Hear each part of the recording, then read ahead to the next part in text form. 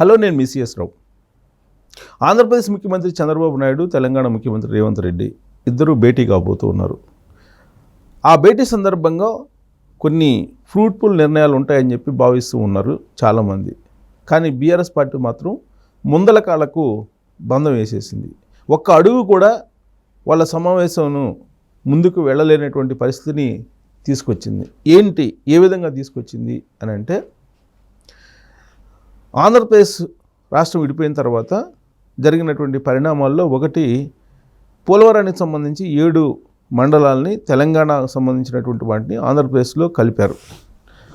అది చంద్రబాబు నాయుడు పట్టుబట్టంతో జరిగింది. అది 2014 ఎన్నికల్లో చంద్రబాబు నాయుడు ఆంధ్రప్రదేశ్ ముఖ్యమంత్రి అయిన తర్వాత ఆయన ప్రమాణ స్వీకారం చేయడానికి ముందే 7 మండలాలు కలపాలి అనేటువంటి ఒక డిమాండ్ అప్పట్లో చేశారు.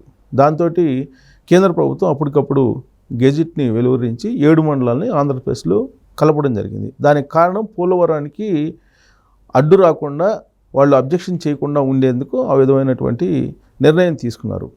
ఇప్పుడు ఆ 7 మండలాలను మళ్ళీ తిరిగి తెలంగాణలో కలపాలి అనేటువంటి ఒక అంశాన్ని బీఆర్ఎస్ పార్టీ తెర మీదకు తీసుకొచ్చింది. అంతేకాకుండా సీలేరు దిగువ విద్యుత్ ప్రాజెక్టు తెలంగాణకి ఇవ్వాలి, ఆ డిమాండ్ చేయాలి అనేది రేవంత్ రెడ్డికి ప్రతిపాదించింది బీఆర్ఎస్ పార్టీ. అంటే సీలేరు దిగువ విద్యుత్ ప్రాజెక్టు, అలాగే ఆంధ్రప్రదేశ్లో కలిపినటువంటి 7 మండలాలను తిరిగి తెలంగాణలో కలపడం అనేది ఇప్పుడు జరగనటువంటి పని. ఎందుకంటే అది కేంద్ర ప్రభుత్వ పరిధిలో ఉంది. రాజ్యసభలో, లోక్సభలో రెండింటిలో కూడా ఆమోదం పొందాలి. ఇప్పుడు చంద్రబాబు నాయుడు ఎన్డీఏ కూటమిలో కీలకంగా ఉన్నారు కాబట్టి రేవంత్ రెడ్డి అడిగితే, డిమాండ్ చేస్తే అవి తెలంగాణకు వస్తాయి అనేది బీఆర్ఎస్ పార్టీ చేస్తున్నటువంటి ఒక వాదన. అది జరగదని తెలిసి కూడా బీఆర్ఎస్ పార్టీకి అలాంటి వాదనను తెర మీదకు తీసుకొచ్చి రాజకీయంగా రేవంత్ రెడ్డిని ఇరుకుని పెట్టేటువంటి ప్రయత్నం చేస్తూ ఉన్నారు. దీంతో 9-10 షెడ్యూల్లో ఉన్నటువంటి వివాదాస్పద అంశాలను పరిష్కరించుకోవడానికి అవకాశం లేకుండా చేసేందుకు బీఆర్ఎస్ పార్టీ ప్రయత్నం చేస్తుంది. ఒకవేళ కనుక వాళ్ళు డిమాండ్ చేసినటువంటి అంశాల ప్రస్తావన తీసుకురాకపోతే రేవంత్ రెడ్డి దాన్ని రాజకీయంగా ఉపయోగించుకోవడానికి బీఆర్ఎస్ పార్టీ ప్రయత్నం చేస్తుంది. వాస్తవంగా 2014 నుంచి 2018 వరకు కూడా కేసీఆర్ తెలంగాణ ముఖ్యమంత్రిగా ఉన్నారు. ఆ సమయంలో కేసీఆర్ చేసింది ఏమీ లేదు. రెండోసారి ఆయన ముఖ్యమంత్రి అయ్యారు 2018లో. 2023 వరకు ఆయనే ఉన్నారు. అయినప్పటికీ కూడా ఆయన చేసింది ఏమీ లేదు. విభజన చట్టంలో అమలుపరిచినటువంటి వాటిని ఏటిని కూడా పరిష్కరించుకోలేదు. వాస్తవంగా చంద్రబాబు నాయుడు 2014 నుంచి 2019 వరకు ఆంధ్రప్రదేశ్ ముఖ్యమంత్రిగా ఉన్నప్పుడు ఈ 9-10 షెడ్యూల్లో ఉండేటువంటి ఆస్తుల పంపకాలు జరగాలి అనే దాని మీద ఒక చర్చ జరపాలని ప్రయత్నం చేశారు. అయితే అది ఫలించలేదు. ఉమ్మడి ఆస్తుల పంపకం అప్పుడు జరగలేదు. కానీ చంద్రబాబు నాయుడు వివిధ కారణాల దృష్ట్యా అమరావతికి వెళ్ళిపోయాడు. అక్కడి నుంచి పరిపాలన సాగిస్తున్నటువంటి క్రమంలో ఆయన సచివాలయానికి సంబంధించి బిల్డింగ్లు ఇవ్వాలి అనే ప్రతిపాదన కేసీఆర్ చేసినప్పటికి కూడా ఇవ్వలేదు. ఆ తర్వాత 2019లో జగన్మోహన్ రెడ్డి ముఖ్యమంత్రి అయిన తర్వాత 2 సార్లు కేసీఆర్, జగన్మోహన్ రెడ్డి భేటీ అయ్యారు. తొలి భేటీలోనే ఆంధ్రప్రదేశ్ సచివాలయాన్ని తెలంగాణకి ఇచ్చేశాడు జగన్మోహన్ రెడ్డి. దాంతో జగన్మోహన్ రెడ్డి మీద చాలా నెగిటివ్ వచ్చేసింది ఆంధ్రప్రదేశ్ ప్రజల్లో. ఆ తర్వాత కృష్ణా, గోదావరి ప్రాంతాల్లో ప్రాజెక్టులు కట్టాలని కూడా కేసీఆర్ అలాగే జగన్మోహన్ రెడ్డి ప్రయత్నం చేస్తూ రెండోసారి భేటీ అయ్యారు. అయినప్పటికీ అది ముందుకు కదల్లా. ఎందుకనంటే ఉదారంగా ఆంధ్రప్రదేశ్ సెక్రటరియట్ని ఇచ్చేశారు తెలంగాణకి, కేసీఆర్ ఆలింగనం చేసుకోవడంతో అనేటువంటి అభిప్రాయం అప్పట్లో జగన్మోహన్ రెడ్డి మీద వచ్చింది. అంతేకాదు కాళేశ్వరం ఓపెనింగ్కి కూడా ఆయన రావడం జరిగింది జగన్మోహన్ రెడ్డి.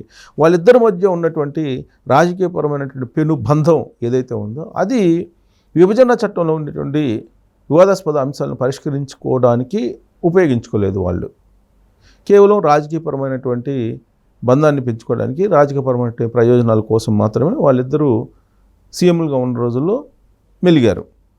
అయితే 2023లో కేసీఆర్ ఓడిపోయారు, రేవంత్ రెడ్డి ముఖ్యమంత్రి అయ్యారు, కాంగ్రెస్ పార్టీ అధికారంలోకి వచ్చింది. 2024 జరిగిన అసెంబ్లీ ఎన్నికల్లో ఆంధ్రప్రదేశ్లో చంద్రబాబు నాయుడు మరోసారి ముఖ్యమంత్రి అయ్యారు. ఆయన ముఖ్యమంత్రిగా ఉన్నారు. చంద్రబాబు నాయుడు శిష్యుడిగా రేవంత్ రెడ్డికి పేరుంది, ఆయన ఒప్పుకున్నా ఒప్పుకోకపోయినా.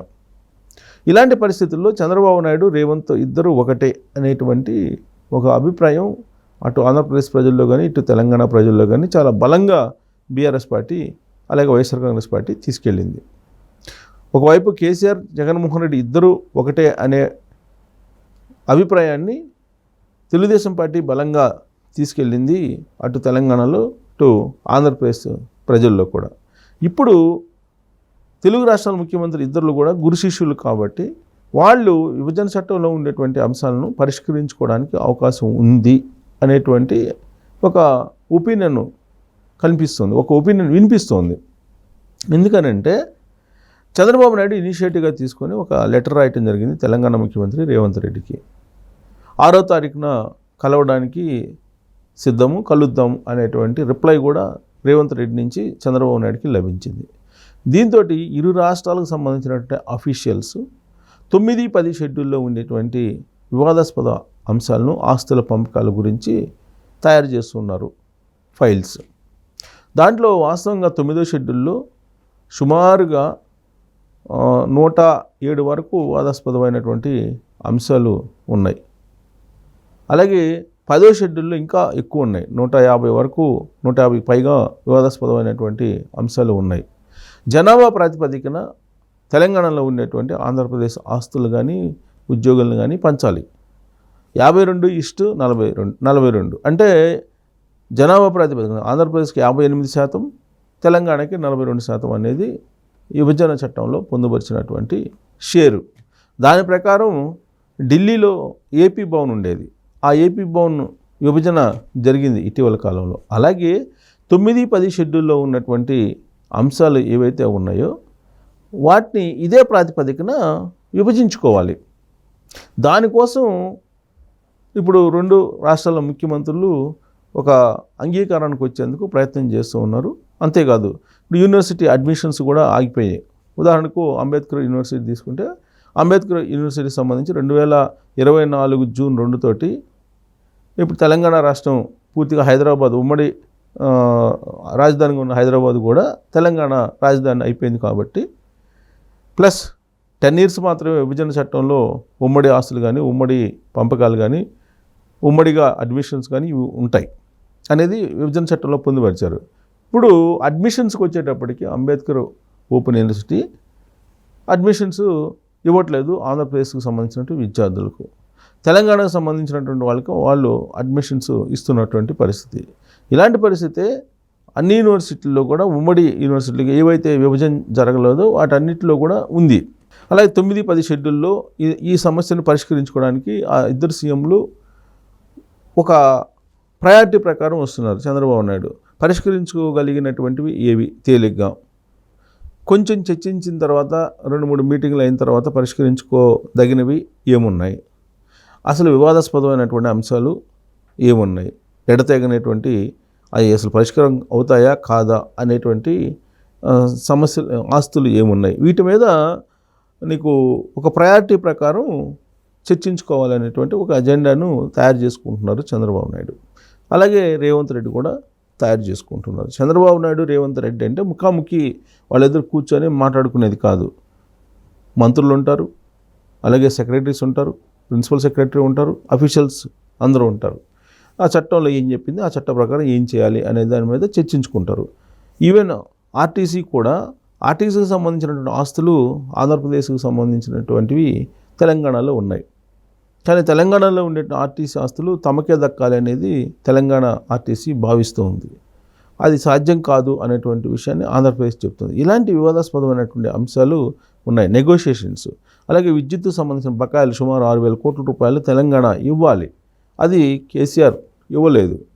ఇలాంటి అంశాలు చాలా ఉన్నాయి. వీటి మీద చర్చించడానికి బదులుగా ఇప్పుడు బీఆర్ఎస్ పార్టీ 7 మండలాలు సంబంధించిన అంశాన్ని తెర మీదకు తీసుకొస్తుంది. దాంతోపాటు సీలేరు విద్యుత్ ప్రాజెక్టు, దిగువ సీలేరులో నిర్మిస్తున్నటువంటి విద్యుత్ ప్రాజెక్ట్ని అడగాలి, డిమాండ్ చేయాలి అనేటువంటి ఒక ప్రయత్నం చేస్తున్నాయి. అంటే దీని అర్థం ఏంటంటే ఆ చర్చలు ఫలప్రదం కాకూడదు, వైఫల్యం చెందాలి, దాన్ని రాజకీయంగా వాడుకోవాలి అనేటువంటి కాన్సెప్ట్లో ఇప్పుడు బీఆర్ఎస్ పార్టీ అలాగే వైఎస్ఆర్ కాంగ్రెస్ పార్టీ ఇద్దరు ముఖ్యమంత్రుల యొక్క సమావేశం మీద వాళ్ళు ఇప్పుడు కాన్సన్ట్రేషన్ చేశారు. ఆ ఇద్దరు సమావేశాలకు సంబంధించినటువంటి అంశాలను హీట్ ఎక్కించేలాగా ఇప్పుడు ప్రజల్లోకి తీసుకెళ్లేటువంటి ప్రయత్నం చేస్తున్నారు. అంటే దీన్ని బట్టి ఏమర్థం అవుతుందంటే ఈ సమస్యలకి వీలున్నంత తొందరగా పరిష్కారం అయితే లభించదు అని చెప్పి మనం ఒక అభిప్రాయానికి అయితే రావచ్చు. కారణం ఏంటంటే ఏది చేసినా కానీ రాజకీయంగా ఇద్దరికీ నష్టం వచ్చేటువంటి అవకాశం ఉంది. ఒక ప్రయత్నం అయితే చేస్తారు, రెండో ప్రయత్నం కూడా చేస్తారు, మూడో ప్రయత్నం కూడా చేస్తారు, కానీ అంత ఈజీగా అయితే రెండు రాష్ట్రాల మధ్య ఉన్నటువంటి సమస్యలు పరిష్కారం అవుతాయి ఇమీడియట్గా 1-2 మీటింగుల్లో అని చెప్పి భావించడానికి అవకాశం లేదు. దానికి కారణం ఏంటంటే కేసీఆర్ ఏం చెప్తే అది వినేటువంటి జగన్మోహన్ రెడ్డి ఆంధ్రప్రదేశ్లో ఇటీవల వరకు సీఎంగా ఉన్నారు. అప్పుడు కూడా తొలి సమావేశంలో సెక్రటరియట్ అయితే ఇచ్చారు, కానీ ఆ తర్వాత మిగిలిన ఆస్తులు ఇస్తే ఆంధ్రప్రదేశ్ ప్రజలు అంగీకరించరని జగన్మోహన్ రెడ్డి గ్రహించి 2 భేటీలతోటి సరిపెట్టారు. 3వ భేటీకి కూడా ఆయన ఇష్టపడలేదు. అంటే ఇప్పుడు జరగబోయేటువంటి ఇరు రాష్ట్రాల సీఎంలు చంద్రబాబు నాయుడు, రేవంత్ రెడ్డి మీటింగులు కూడా ఫలప్రదం అయ్యేటువంటి అవకాశం ఉండకపోవచ్చు అనేది ఎక్కువగా వినిపిస్తుంది. సో రాబోయేటువంటి రోజుల్లో నిజంగా వాళ్ళ భేటీ ఫలప్రదం కావాలని కోరుకుందాం.